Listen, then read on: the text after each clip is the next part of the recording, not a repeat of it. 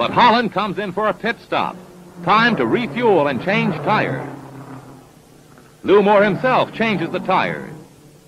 Only 4 crew members, including the driver, are allowed to work on the car. It's a tense time. Holland stays in his seat, anxious to get away. Let's watch.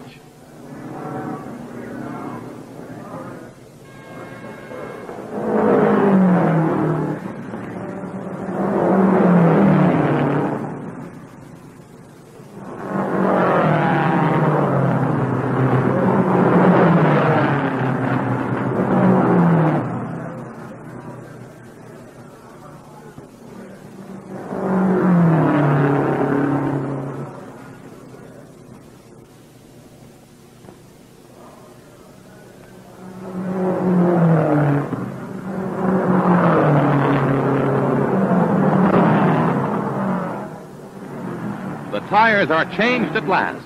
A crewman polishes the windshield as Holland moves away just 67 seconds after he stopped.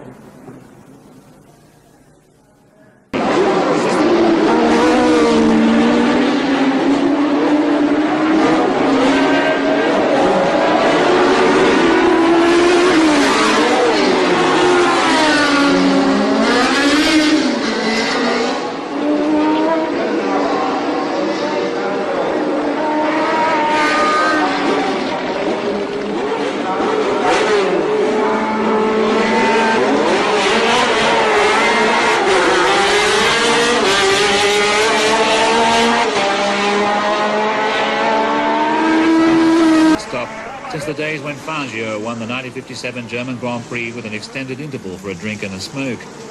The Tracy was up on the jacks for a grand total of 14 seconds, while the cool fuel was pumped in under pressure, and the crispy fried slicks Gas Mark 7 were put on with oven gloves. Then he was out again. The first successful split-raise pit pause in modern history.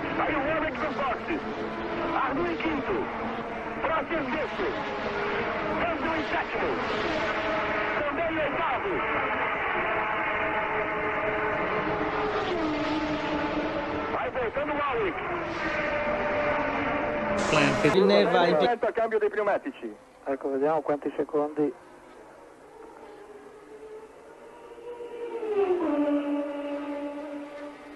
Pulizia anche per la visiera. Riparte 7,96, tempo notevolissimo. È un ottimo tempo.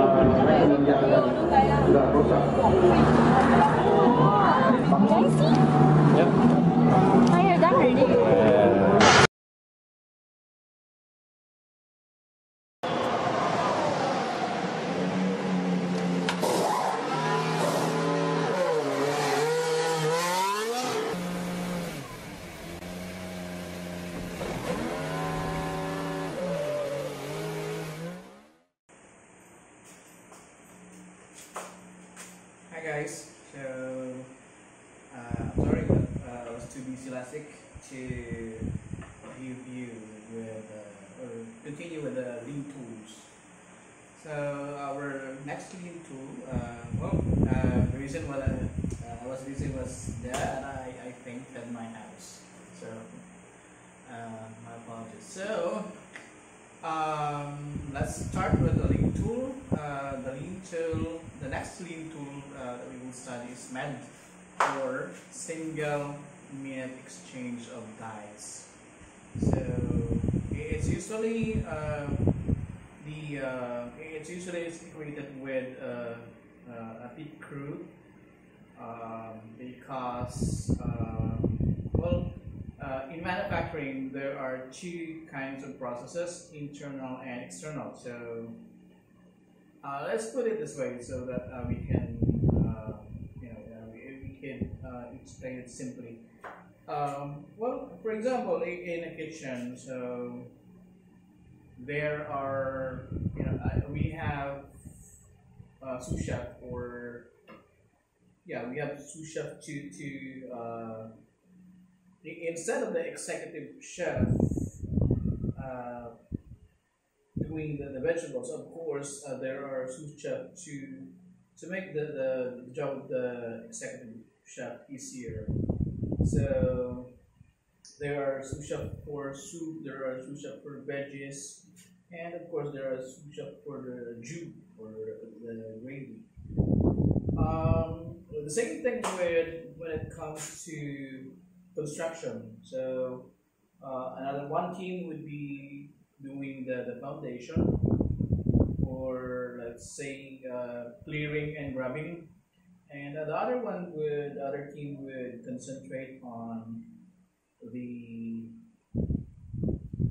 rebars, or the fabrication of rebars. So I would equate Smed, or single minute exchange of dies, to the per CPM. So CPM, per CPM is one of my subjects in MBA, Masters in Business Administration, and before that, I shout out to my professor with per CPM.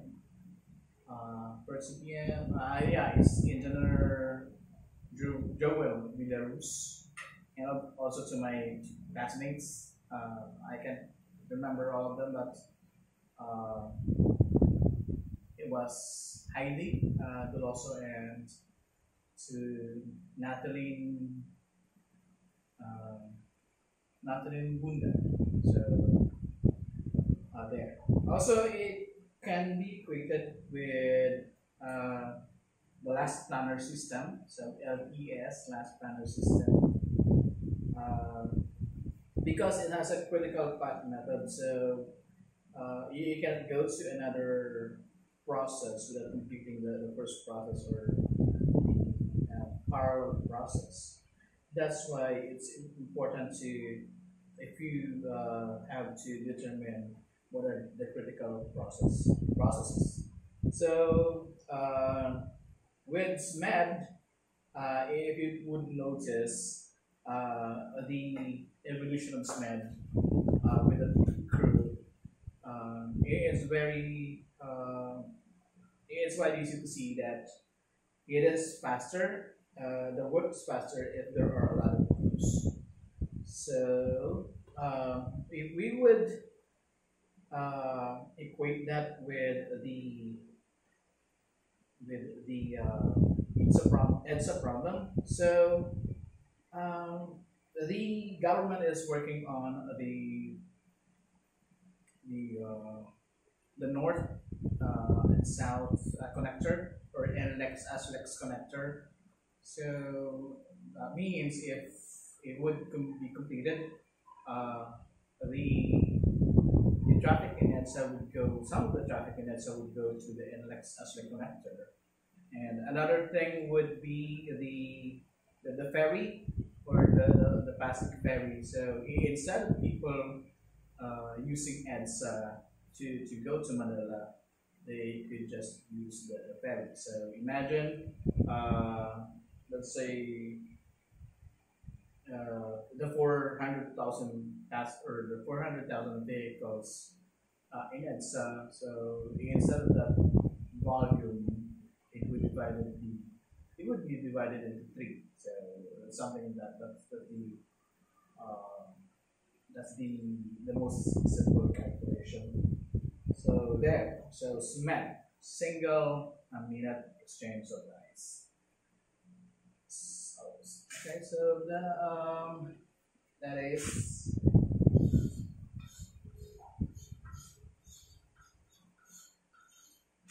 okay. So Smed. Okay, so the next will be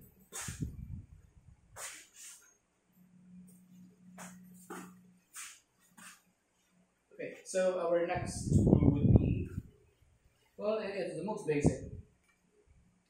The most basic.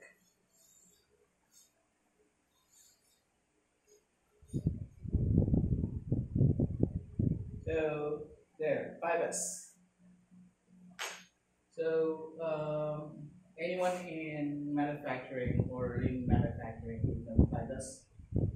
It is the most basic because you cannot go on the higher levels of improvement or process improvement without implementing 5S. Simply because it's like a visual management wherein just the first glance you would see if there's something wrong with the factory or the plant. So there. I have not before. I don't really appreciate 5S because I would think it's just a housekeeping or a chore to make your stations clean and in orderly. But and I would go directly to the other firms of process improvement, which would provide me a quantitative savings. Like I could calculate savings for materials, I could calculate savings for time and motion study. With 5S, some process or some it's quite difficult to quantify it in terms of monetary considerations. But when with the Edsa problem, I was able to appreciate it. For example, in relation to Smed, you would need other roads for you to be able to accommodate the traffic. So the cleaning of Sobel Rojas, for example, is one of the examples that we could cite. So just to Yorme. Yeah. All right. So the next tool that we will discuss is Heijunka. So Heijunka or load leveling. So this could be equated to the 4-day work week. So the 4-day work weeks. That means in a week, people would only go to their work 4 days, and they will have 3 days off. So that according there will be no we could lessen people using the Edsa. But there's a catch to it because we cannot at the same time, like for example, all of them would go off on Monday.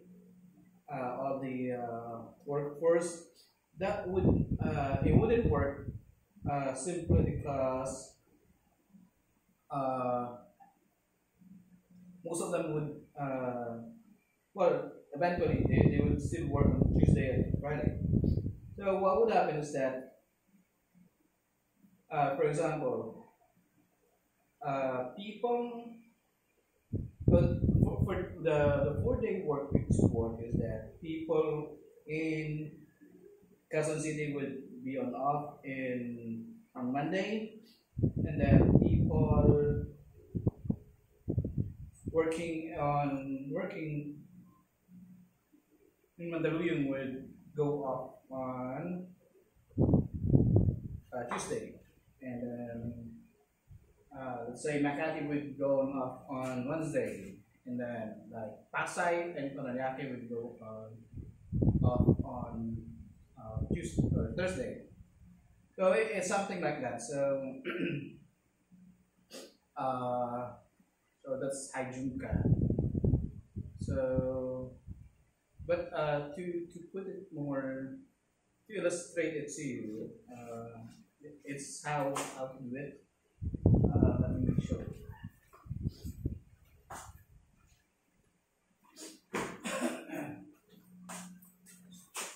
So we have used it probably in. I have used it in construction before, but I was not aware that is I'm already using Heijunka. So let's say, for example, so this is Edsa. Okay, so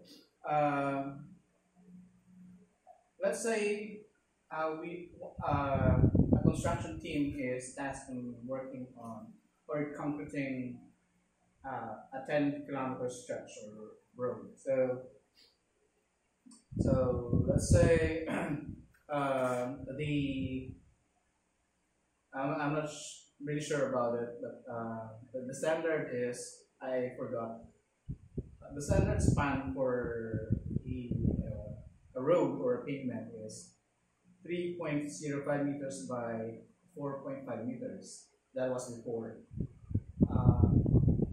I worked for 4 years in a UPWH, so, and also almost 3 years in a private construction company.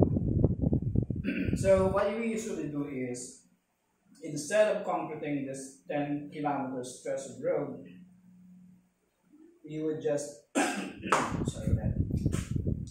we would just concretize this like 10 to 20 spans here, and then make a break here, so that the traffic could still flow, and then another stretch here for like 10 to 20 spans here, and then another here,